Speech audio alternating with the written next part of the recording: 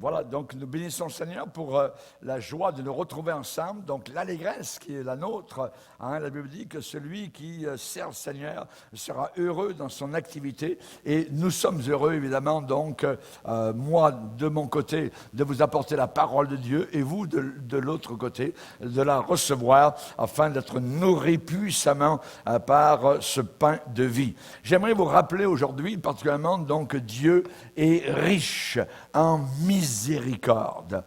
Pourquoi? Bien parce que nous avons des batailles parfois comme chrétiens par rapport donc à la miséricorde de Dieu, à l'amour de Dieu envers nous, même au travers de notre marche chrétienne. Alors nous allons lire un passage dans Exode chapitre 34 et au verset 1er. Exode 34 dans l'Ancien Testament, Exode 34 verset 1er, nous allons lire quelques versets. Voilà. Le thème, c'est Dieu riche en miséricorde. Exode 34, verset 1er, l'Éternel dit à Moïse, taille 2 tables de pierre comme les premières, et j'y écrirai les paroles qui étaient sur les premières tables que tu as brisées. Sois prêt de bonne heure, et tu monteras dès le matin sur la montagne de Sinaï. Tu te tiendras là devant moi, sur le sommet de la montagne. Que personne ne monte avec toi, que personne ne paraisse sur toute la montagne, et même que ni brebis ni bœufs ne paissent près de cette montagne. Moïse donc tailla 2 tables de pierre comme les premières. Il se leva de bon matin et monta sur la montagne de Sinaï selon l'ordre que l'Éternel lui avait donné. Il prit dans sa main les 2 tables de pierre. L'Éternel descendit dans une nuée, se tint là auprès de lui et proclama le nom de l'Éternel. Et l'Éternel passa devant lui et s'écria, « L'Éternel, l'Éternel, Dieu miséricordieux et compatissant, lent à la colère, riche en bonté et en fidélité, qui conserve son amour jusqu'à 1000 générations, qui pardonne l'iniquité, la rébellion et le péché. » Seigneur, nous te bénissons, nous te glorifions pour cet aspect de ta personne, au milieu de tous tes attributs. Nous voulons nous arrêter quelques instants sur ta grande miséricorde. Si ce n'était de ta miséricorde, Seigneur, où serions-nous aujourd'hui? Nous les rebelles, les pécheurs, que tu es venu sauver, que tu es venu pardonner. Merci Seigneur, aide-nous dans le cheminement de nos pensées, Seigneur, de la réflexion de nos cœurs.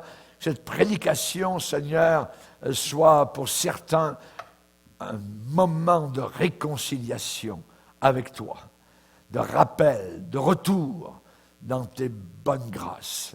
Nous te le demandons, Père, dans le nom puissant de Christ Jésus, notre Sauveur. Amen. Et tout le peuple dit Amen. Amen. Gloire à Dieu. Voilà, on peut s'asseoir, frères et sœurs, chers amis, et particulièrement, donc, aujourd'hui, j'aimerais vous rappeler, au travers du passage que nous avons lu, comme, je dirais, une planche de départ, que Dieu répand sa miséricorde sur ceux qui le cherchent.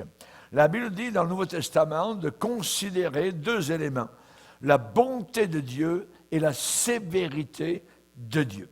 Ce sont 2 aspects du Seigneur. Donc, un côté, il y a la justice de Dieu, la crainte que nous devons avoir envers lui. On parle de sa sainteté, on parle d'un sentier étroit, on parle de sa haine pour le péché. Et de l'autre côté, nous avons la miséricorde de Dieu. Paul va rappeler notre état de pécheur auparavant. Il va dire, nous étions ceci, cela. Mais, ajouté dans Éphésiens chapitre 2, mais Dieu qui est riche en miséricorde, Dieu qui est riche en miséricorde. Voilà, donc nous a fait grâce, nous a pardonné, nous a sauvés. Dieu qui est riche en miséricorde.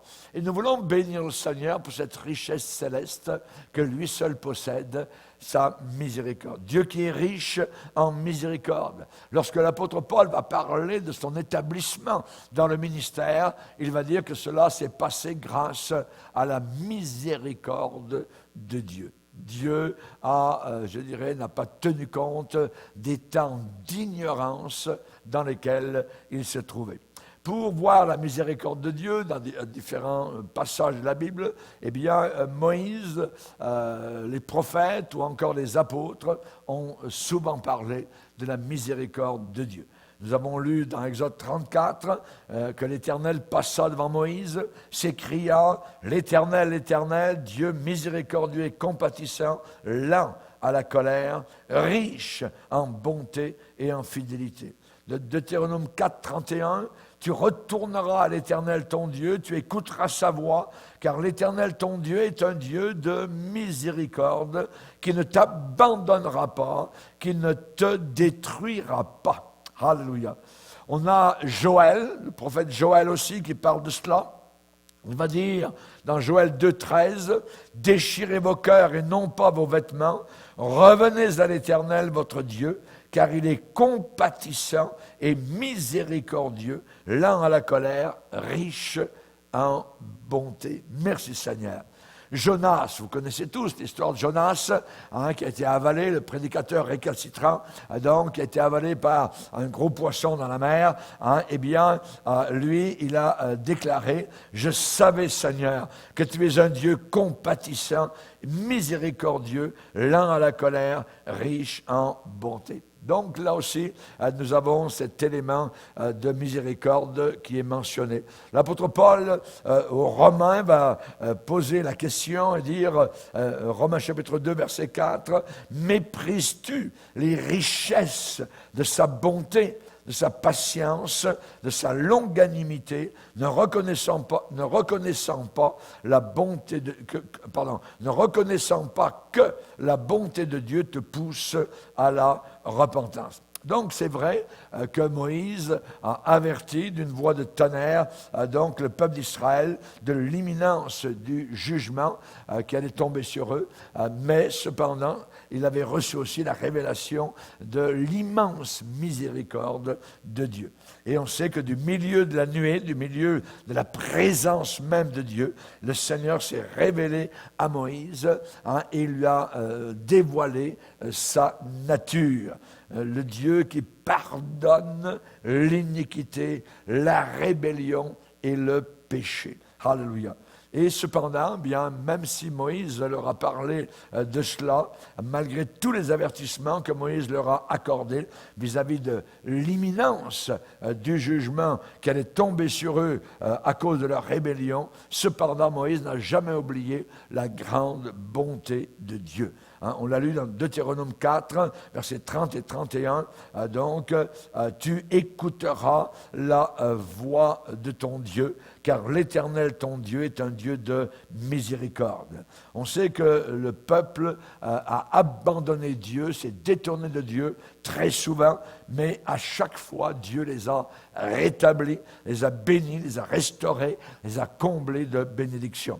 Dieu aurait pu abandonner totalement le peuple d'Israël, mais Dieu a gardé son alliance avec eux. Par exemple, Néhémie va parler de cela, et il va dire « Alors tu les abandonnas entre les mains de leurs ennemis, qui les opprimèrent, mais au temps de leur détresse, ils crièrent à toi, et dans ta grande miséricorde, tu leur donnas des libérateurs. » Là, on parle du temps des juges, où il y a tout le temps donc ce va-et-vient. Ils reviennent au Seigneur, ils sont bénis, puis ça va trop bien, ils se détournent encore du Seigneur. Là, les jugements tombent. Dieu pardonne, ils reviennent encore au Seigneur. On voit ce va-et-vient dans le temps des juges, et c'est de cela que Néhémie 9, verset 27, est en train de parler.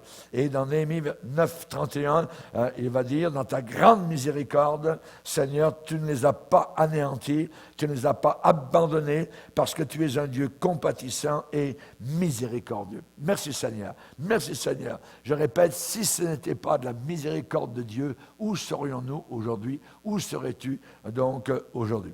Le prophète Ésaïe, si on va vers lui, eh bien, lui aussi a souvent parlé de la vengeance de Dieu face au péché. Il a parlé, Ésaïe a parlé des jours sombres, de désespoir, donc réservés aux gens rebelles. Mais cependant, malgré cela, au milieu donc de cette menace de jugement, eh bien, même si ces messages étaient effroyables et effrayants sur le jour de la colère de Dieu, Ésaïe a comme stoppé, s'est arrêté, et nous lisons dans Ésaïe 63, verset 7, « Je publierai les grâces de l'Éternel, les louanges de l'Éternel, d'après tout ce que l'Éternel a fait pour nous. Je dirai sa grande bonté, selon ses compassions, selon la richesse de son amour. » Merci Seigneur. C'est bon de se rappeler donc ce côté du Seigneur, malgré tous les péchés d'apostasie, de rébellion qu'il voyait. Eh bien, Ésaïe a sondé son cœur, s'est souvenu de la révélation sur la véritable nature de Dieu.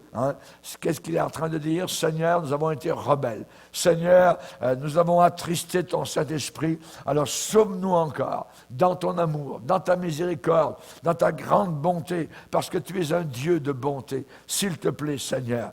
On prend un autre prophète, non seulement Moïse, non seulement Ésaïe, mais Joël. Joël a donné les mêmes avertissements, donc, sur des jours de ténèbres à venir, sur le feu dévorant de Dieu. Donc, la terre, Joël va dire, la terre va trembler de part et d'autre, la lune, le soleil vont être obscurcis, mais comme le prophète Ésaïe, Joël s'arrête aussi alors qu'il parlait de la colère, du jugement de Dieu et se met à prophétiser. Qu'est-ce qu'il prophétise? Eh bien, il prophétise des choses qui nous font du bien, des choses qui nous attirent vers le Seigneur. Dans Joël chapitre 2, j'aimerais vous le lire parce que c'est très très intéressant. Il va dire, maintenant encore, dit l'Éternel, revenez à moi de tout votre cœur, avec des jeûnes, avec des pleurs, avec des lamentations, déchirez vos cœurs et non vos vêtements, et revenez à l'Éternel votre Dieu, parce que, voilà la raison, il est compatissant et miséricordieux, lent à la colère et riche en bonté.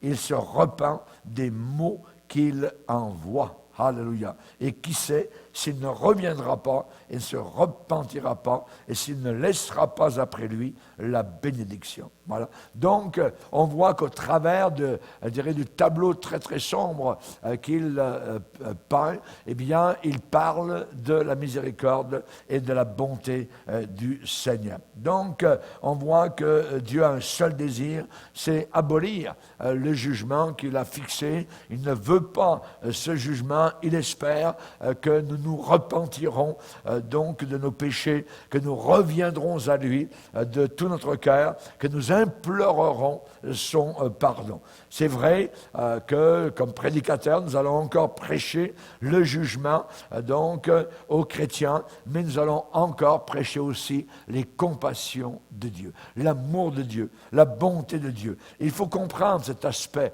de la personne du Seigneur. Donc, il faut savoir une chose, c'est que Dieu exerce la bonté, le droit et la justice sur la terre. Donc, dans Jérémie, nous lisons cela, Jérémie chapitre 9, versets 23 et 24, nous lisons « Ainsi parle l'Éternel que le sage ne se glorifie pas de sa sagesse, que le fort ne se glorifie pas de sa force, que le riche ne se glorifie pas de sa richesse, mais que celui qui veut se glorifie d'avoir de l'intelligence et de me connaître, de savoir que je suis l'Éternel qui exerce, écoutez bien, la bonté, la bonté, le droit et la justice sur la terre. Car c'est à cela que je prends plaisir, dit l'Éternel. Dieu prend plaisir à exercer donc la bonté. Personnellement, je n'ai jamais eu de problème à confesser mes péchés. Si Dieu me révèle quelque chose dans ma vie, je vais vite donc vers lui. Et quand on réalise qu'on l'a attristé, généralement, comme chrétien, on est accablé de honte, de culpabilité, d'indignité. La Bible déclare une belle promesse au psaume 37, « L'Éternel affermit les pas de l'homme. S'il tombe, s'il arrive qu'il tombe, il n'est pas terrassé. » Le diable voudrait que nous soyons écrasés et qu'on ne se relève plus. Voyez, mais la Bible ne dit pas cela. La Bible dit, l'Éternel a fermé les pas de l'homme, et s'il tombe, il n'est pas terrassé, car l'Éternel lui prend la main, c'est-à-dire le relève. Alléluia. Donc, ce sont des sentiments normaux que l'on peut avoir quand on a péché, la honte, sentiment de culpabilité et d'indignité. Mais attention, si cela vous est arrivé, ne restez pas paralysé pendant des jours, impotent pendant des semaines, pensant que Dieu est furieux contre vous et qu'il vous en veut à mort. Vous voyez, beaucoup, après s'être repentis, eh bien, aimeraient comme un peu dédommager le Seigneur. Ils sont un peu comme le fils prodigue. Ils ont beau sentir des bras d'amour qui sont passés autour de leur cou. Ils ont beau sentir les baisers du Père qui les aime et qui le serre contre son cœur. Ils ont beau voir l'anneau qui a été passé donc à leurs doigts. Ils ont beau avoir été revêtus d'une belle robe neuve. Ils ont beau entendre ces paroles qui demandent d'oublier le passé, d'entrer à l'intérieur de la maison, de partager le festin qui leur a été préparé. Cependant, ils disent « Oh, moi je ne peux pas entrer. Je ne peux pas entrer, je ne suis pas digne. J'ai péché contre toi, Seigneur. Je veux payer ma dette. Je veux souffrir un peu de cette culpabilité un peu plus longtemps. » Non, non, non. 1000 fois, ne faites pas cela. N'agissez pas comme cela. La Bible dit, est-ce que l'on tombe sans se relever? Est-ce que l'on se détourne sans revenir? Voyez, si l'on tombe, on va se relever. Bon, voyez, un enfant, voyez, qui tombe à terre. Même un vieillard qui tombe à terre. Ce que la personne veut faire, que ce soit un jeune ou un vieux, c'est se relever le plus rapidement possible, nettoyer son pantalon ou sa robe et reprendre son chemin. C'est la même chose, donc, dans la marche avec le Seigneur. Donc, parfois, c'est plus facile de croire que Dieu a pardonné à Israël, a pardonné à Ninive, aux païens, il a pardonné à Manassé, il a pardonné aux brigands à côté de lui sur la croix, il a pardonné à la femme adultère, il a pardonné à Zachée, mais pour nous, on a de la difficulté à croire que Dieu, vraiment, comme ça, juste comme ça, donc, nous pardonne tous nos péchés. Alors, il y a beaucoup de gens comme cela qui ont du mal à comprendre, à croire comment, donc, Dieu peut, à l'instant même où on se tourne vers lui, de tout son cœur, nous accepter aussi rapidement et avec autant d'amour, comme si rien ne s'était passé. Eh bien, c'est la réalité. C'est la réalité. Dans le psaume 107, au verset 43, il est dit que celui qui est sage prenne garde à ces choses, qu'il soit attentif aux bontés de l'Éternel. Ça veut dire qu'il soit attentif aux actes bienveillants du Seigneur. On se rappelle que David, au psaume 107, eh bien, il a eu une révélation extraordinaire donc du cœur de Dieu. Et donc, il va parler des égarés, il va parler des naufragés, des prisonniers, des malheureux.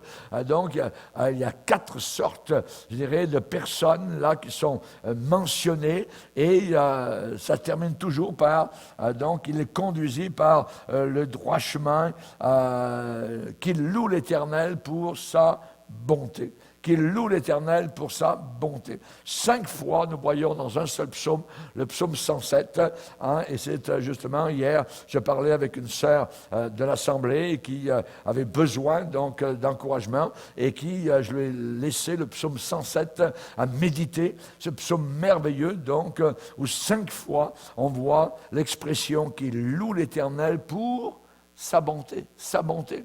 On est aimé. Dieu est bon envers nous. Au verset 8, au verset 15, au verset 21, au verset 31 et au verset 43. Donc là, on a une révélation extraordinaire au psaume 107 du cœur de Dieu qui est compatissant et qui est rapide à pardonner. Donc, on voit que, on comprend donc un peu plus la miséricorde de Dieu. Pourquoi? Parce que c'est très simple, parce que tous ces gens-là qui avaient besoin de secours, eh bien, ils ont crié à l'Éternel. 4 fois dans ce psaume, nous lisons, dans leur détresse, ils crièrent à l'Éternel. Les Israélites erraient dans le désert. Ils étaient séparés de Dieu à cause de leur rébellion. Ils souffraient la faim, la soif, ils marchaient dans la solitude. Mais dans leur détresse, ils crièrent à l'Éternel. Ils crièrent à l'Éternel.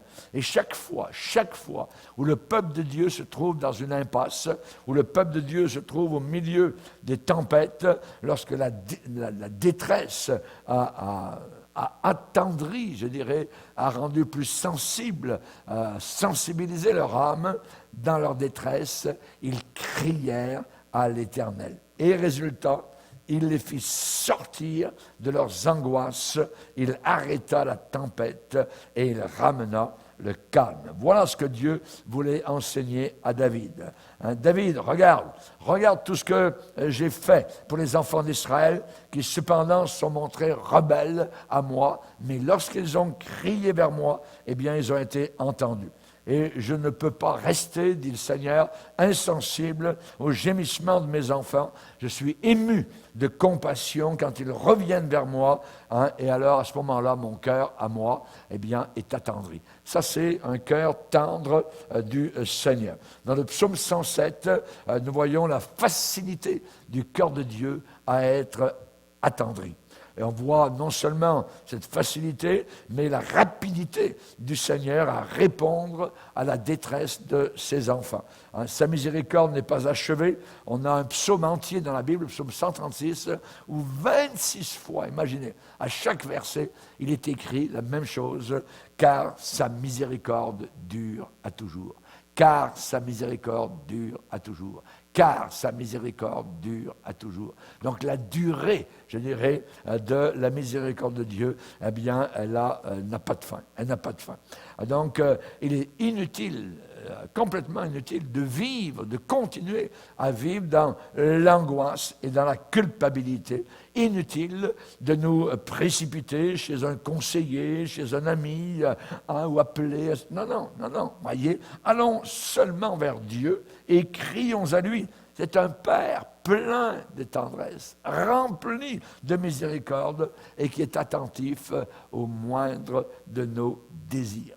Et David, si on parle de David, eh bien, a dû apprécier, je dirais, un très haut point, donc cette révélation, parce qu'il a sombré dans le péché de l'adultère et du meurtre, imaginez. Donc, c'est quelque chose de terrible donc, qu'il a accompli. Et cela, évidemment, devrait encourager beaucoup de personnes qui ne sont pas ni adultères, ni meurtriers, et qui ont qui ont péché. Mais David, au travers de ces deux péchés particuliers, a retrouvé cette communion donc intime, étroite avec le Seigneur. C'est vrai qu'il a versé beaucoup de larmes après son adultère et après le meurtre donc du mari. Et nous lisons cela au psaume 32 et au psaume 51. Un tel homme de Dieu ne pouvait pas continuer ainsi, jour après jour, dans la culpabilité, la honte, la peur, la crainte, ainsi de suite, la dépression. Et ceux qui ont péché et qui ont été mis en face de leur péché, eh bien, généralement, donc, peuvent retrouver cette communion, cette miséricorde de Dieu qu'ils ont connue déjà dans le passé. Les fidèles, généralement, lorsqu'ils pêchent, sont effondrés totalement, et ils disent, je reconnais mes péchés, comment ai-je pu faire de telles choses? Comment ai-je pu faire de telles choses? David a dit, mon péché est constamment devant moi, sans arrêt, jour et nuit. Son péché était donc devant lui sous ses regards. Et tout ce qu'il disait, « Ô Dieu, pardonne-moi. Ô Dieu, aide-moi. Secours-moi, Seigneur. » Alors Dieu a envoyé un homme de Dieu pour lui parler, parce qu'il n'arrivait pas à sortir de cela. Ça durait depuis environ 1 an. Et là, Nathan, un homme de Dieu, est allé vers David et Dieu a parlé à David au travers de cet homme. Et donc lui a dit, tu as jeté du discrédit sur mon nom. David s'est mis à sangloter, David a pleuré et David a entendu Nathan lui dire, tes péchés sont pardonnés. Tes péchés sont pardonnés. Exactement ce que Nathan a dit à David, l'Éternel pardonne ton péché, tu ne mourras point. Parce qu'à cette époque-là, évidemment, c'était la mort. Normalement, l'adultère, eh bien, même si quelqu'un était un roi, il devait être tué. Et là, donc, on voit il entend Nathan lui dire, l'Éternel pardonne ton péché, tu ne mourras point. Voyez. Mais pour David, ces paroles ne lui suffisaient pas. Être pardonné, très bien, ok, mais lui, ce qu'il voulait, c'est être libre. Être libre, voyez, avoir la conscience en paix avec le Seigneur. Et ça, c'est toute une autre chose. Donc, avoir la conscience en paix. On peut être pardonné et encore avoir donc une culpabilité sur le cœur. Voyez, David savait que le pardon était facile, mais il voulait plus que cela. Il souhaitait donc réparer pour retrouver sa joie. Et il a prié en disant, Seigneur, ne me rejette pas loin de ta face. Ne me retire pas ton Esprit Saint. Donc, tout au long du psaume 51, nous voyons donc David se souvenir de quoi? De la miséricorde de Dieu. Il en appelle à la miséricorde de Dieu. Il en appelle à la patience de Dieu, à la bonté de Dieu. Et il va terminer le psaume 51, verset 16, vers la fin, en disant, ma langue célébrera ta miséricorde. Ma langue célébrera ta miséricorde. Et il a vécu le reste de sa vie, évidemment, en se baignant dans la miséricorde de Dieu, dans la grâce de Dieu. Et c'est ce que nous devons tous faire, voyez. Peu importe la grandeur, l'importance de votre péché, Dieu ne pense qu'à nous pardonner, Dieu ne pense qu'à nous guérir, Dieu ne pense qu'à déverser sur nous sa bonté. Alors le diable arrive, voyez, le loup, le serpent ancien, le diable arrive et dit, non, c'est faux, c'est complètement faux. Tu ne t'en tireras pas comme cela aussi facilement. Tu vas vite retomber dans ton péché, tu vas voir. Donc le diable, qu'est-ce qu'il veut? Eh bien, il veut nous placer sous la culpabilité. Il veut nous rendre tristes. Il veut nous garder tristes, il veut nous garder sous sa main. Et il veut nous dire, tu es indigne de rendre gloire à Dieu. Tu es indigne de nouveau d'ouvrir la parole de Dieu, de lire les Saintes Écritures. Tu es indigne, regarde ce que tu as fait. Mais nous avons une arme contre Satan. Criez à Dieu, criez au Seigneur. La Bible dit, le sang de Jésus nous purifie notre conscience des œuvres mortes. Le sang de Jésus nous purifie notre conscience des œuvres mortes. Nos péchés, que vous les preniez les uns après les autres, c'est toutes des œuvres mortes. Sont toutes des œuvres mortes, voyez. Alors, notre arme, c'est de crier au Seigneur. Criez comme David de tout votre cœur, criez comme les Israélites l'ont fait, abandonnez-vous totalement à la miséricorde de Dieu. Allez vers le Seigneur, confessez vos péchés, faites appel à sa bonté et à sa miséricorde. Et là, vous allez voir apparaître sur l'écran de vos pensées, mais Dieu qui est riche en miséricorde. Mais Dieu qui est riche en miséricorde. Alléluia. Vous aurez la paix de Dieu. La paix de Dieu va revenir parce que nous n'avons pas à payer pour nos péchés. Quelqu'un d'autre a payé à la croix du Calvaire pour tous nos péchés. La Bible dit, si quelqu'un a péché, nous avons un avocat auprès du Père, Jésus-Christ le juste. Je me rappelle toujours mon petit-fils, Samy, l'un de mes petits-fils, lorsqu'il avait 3 ans, un hiver, donc il voulait marcher tout seul sur la patinoire glacée. Hein, nous étions là avec mon épouse, tout ça, avec les autres enfants. Et donc, mon petit-fils Samy, je le tenais par derrière. Mais lui, il essayait avec ses petits patins, donc, de se dégager de mon emprise. Et j'ai fini, finalement, en voyant qu'il voulait être plus libre, je l'ai fini par le laisser aller. Et qu'est-ce qui est arrivé? Ça n'a pas pris de temps. Pouf, il est tombé, il s'est mis à pleurer, tout ça, mais il n'avait pas de mal. Il n'avait pas de mal. Bon, alors, ce qui est arrivé, c'est quoi? C'est que moi, comme son grand-père, je ne l'ai pas abandonné, hein, et je n'ai pas dit, hein, regarde ce que tu as fait, hein, tu n'es plus mon petit-fils maintenant. Vous voyez, non, pas du tout. Les parents ont beaucoup d'amour pour leurs enfants ou leurs petits-enfants, et il y a cependant beaucoup de chrétiens qui ne permettent pas à Dieu d'en avoir autant pour eux. Notre Dieu est un Père, c'est un Père céleste, vous voyez, hein, c'est notre parent, nous sommes, nous, les enfants. Avez-vous déjà entendu le Seigneur dire, Raymond, je me réjouis de toi, je suis content de toi, hein, tu réjouis mon cœur. Hein. C'est vrai, Dieu prend plaisir à ses enfants, à ses enfants. Par exemple, on a un passage qui parle de cela, et nous avons un cantique qui dit à peu près la même chose. L'Éternel, ton Dieu, est au milieu de toi, comme un héros qui sauve. Il fera de toi sa plus grande joie, et dans son amour, il aura pour toi des transports d'allégresse. Alléluia. Donc, il aura pour toi, dans son amour, dans sa compassion, dans sa miséricorde, des transports d'allégresse. Il fera de toi sa plus grande joie. Notre Dieu a des sentiments aussi. Voyez, il peut être attristé, il peut être joyeux. Hein, et nous faisons sa joie quand nous venons vers lui aussi pour sa miséricorde. J'aimerais vous donner un exemple aussi, c'est l'exemple de Jonas. Jonas. Vous savez, Jonas, vous entendez parler de ce prédicateur, avalé, je répète, par un grand poisson. Et Jonas savait que Dieu était compatissant et miséricordieux.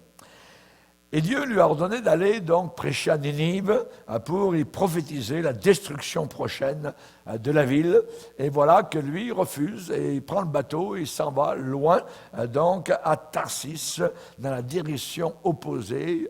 Au lieu d'aller vers l'est, il s'en va vers l'ouest, donc à Tarsis, direction opposée. On voit que la miséricorde de Dieu pour lui, c'était une sorte de fardeau. Et plus tard, il a déclaré à Dieu donc les raisons de sa fuite, parce qu'il dit à Dieu, je savais que tu es miséricordieux. Je connaissais ta miséricorde. Hein, et dans les mots de la Bible, je savais que tu es un Dieu compatissant et miséricordieux. Donc, quel était l'argument de Jonas? L'argument de Jonas, c'était le voici. Seigneur, tu m'as demandé d'aller dans la ville de Ninive, d'aller arpenter dans les rues de Ninive et d'avertir les habitants qu'il ne leur restait que 40 jours à vivre avant la destruction de la ville. Donc, je ne peux pas faire ça.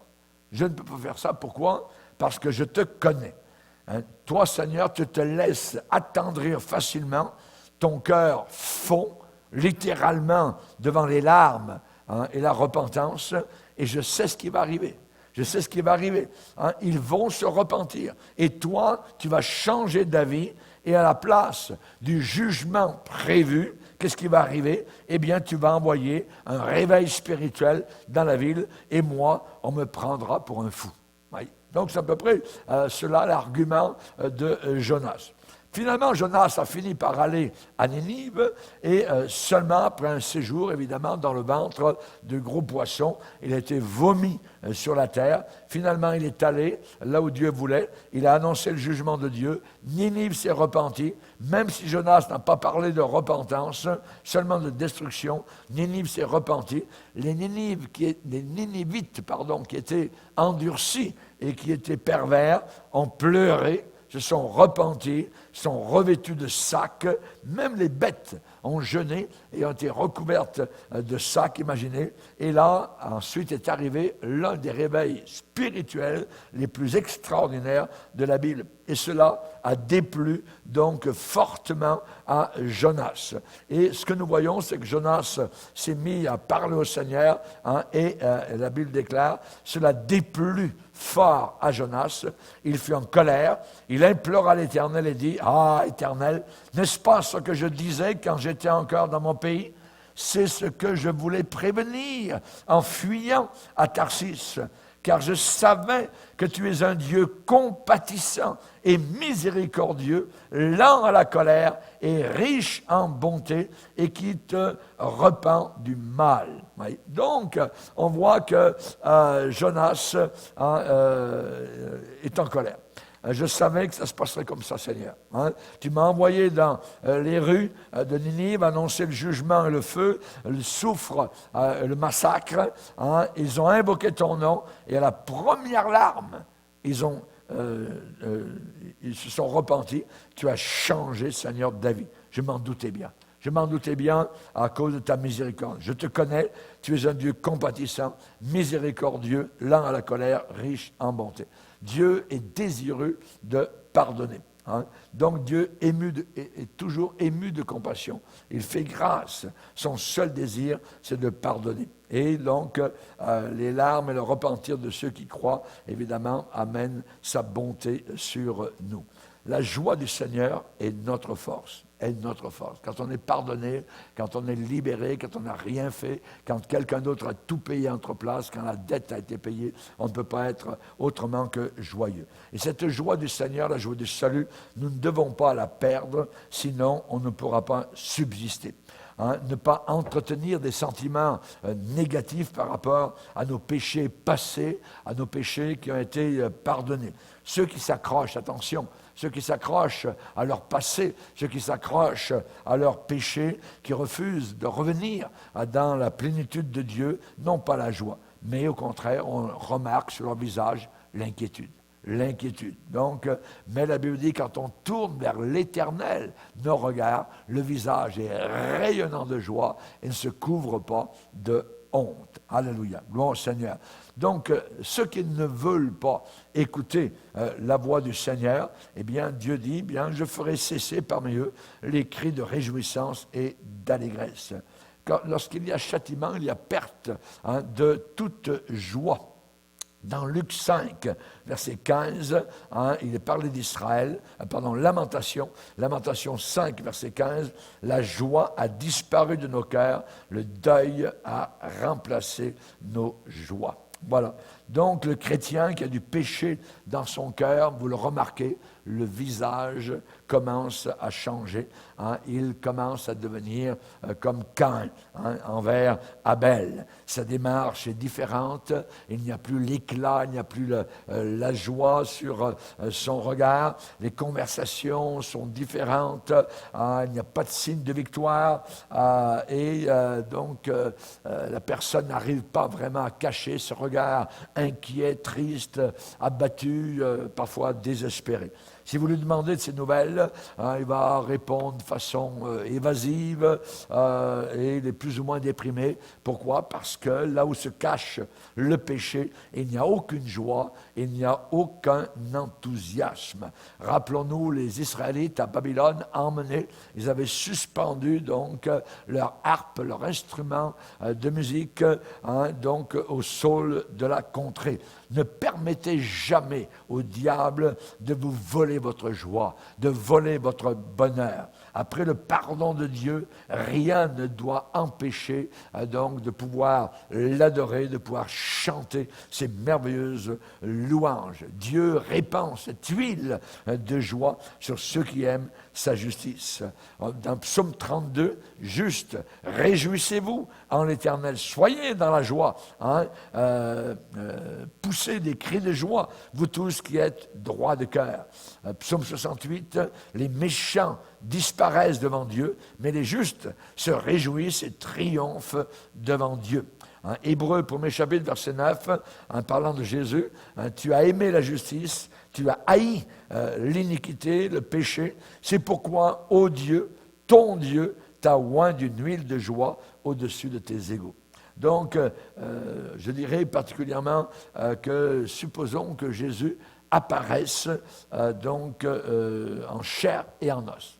Vous êtes dans la réunion, dans votre assemblée, Jésus apparaît en chair et en os, mais il est vêtu de façon ordinaire et s'assied juste à côté de vous dans l'église.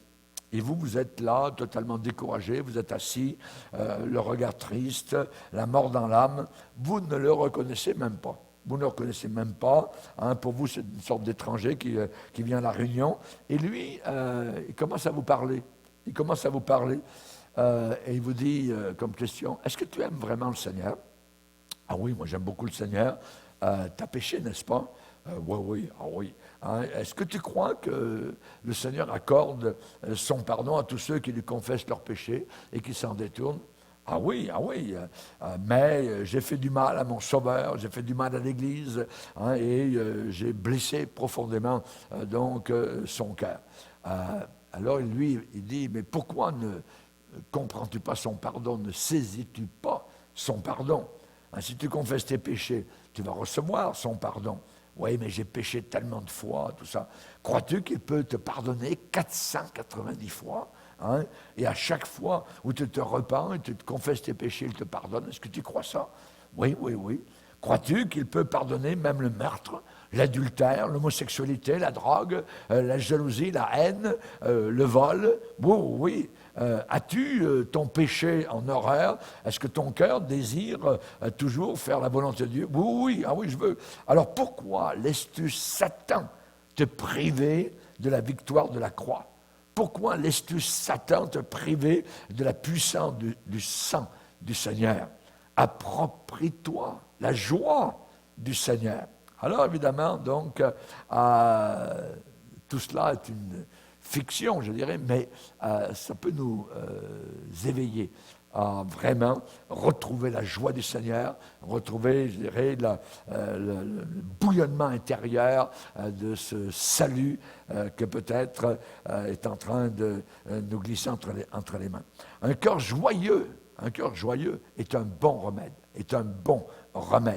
Tout joyeux, nous bénissons le Seigneur. Chantons, célébrons ses louanges, adorons avec foi le Sauveur, nous joignons aux célestes phalanges. Le châtiment qui produit la paix dans notre cœur, Jésus l'a subi pour mon âme. Il a voulu expier nos forfaits en mourant, lui, sur le bois infâme. Amen. Donc, David reconnaissait le grand amour de Dieu. Alléluia. Il était conscient, il est vrai, de ses péchés, mais il ne s'est pas laissé, il n'est pas demeuré dans cet état de léthargie où le diable aurait voulu, évidemment, qu'il reste. Ta bonté, va-t-il dire, vaut mieux que la vie. Alléluia.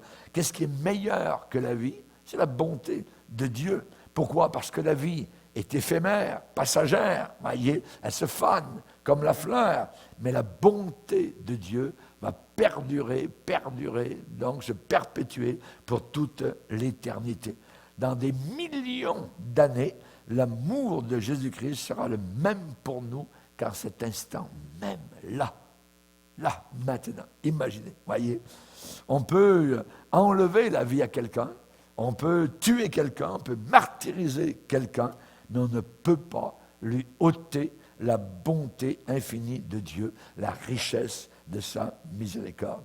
Dieu n'est plus en colère contre toi. Dieu n'est plus en colère contre nous. Rien ne pourra nous séparer, dit Paul, Romains 8, de l'amour de Dieu. Alléluia, gloire au Seigneur. Ni la culpabilité, ni les tourments, ni la pensée même de mourir. Dites ma vie. Ma vie est une bénédiction de Dieu. Je me réjouis en lui. Je le loue, je le glorifie. Je suis blanc comme la neige. Je suis libre. Je suis pardonné. Je suis sauvé. Je suis justifié. Je suis sanctifié. Je suis en route, sur la plus belle des routes, le chemin étroit qui m'emmène vers la gloire éternelle, vers la capitale céleste, vers ma ville, vers ma maison éternelle, vers mon Sauveur, Jésus-Christ. Alléluia. Nous avons un tendre Père qui prend soin de nous. Sa compassion, sa patience, alléluia, devrait nous attendrir, car les bontés de l'Éternel valent mieux que la vie. Baissons nos yeux, prions le Seigneur, alléluia, et reprenons force et courage. Seigneur, merci. Merci pour tant de miséricorde que tu as envers nous, même si nous ne comprenons pas. Une telle miséricorde, un tel pardon gratuit, Seigneur. Tu ne nous as pas pardonné 490 fois, tu nous as pardonné des milliers de fois. Merci, Seigneur, à toi et à toi seul, nous te donnons gloire. Veuille bénir tous les frères et toutes les sœurs et tous ceux et celles qui ont entendu ce message de restauration au nom puissant de Jésus. Amen. Et tout le peuple dit Amen. Amen. Que Dieu vous bénisse et n'oubliez pas, à la prochaine. Au revoir.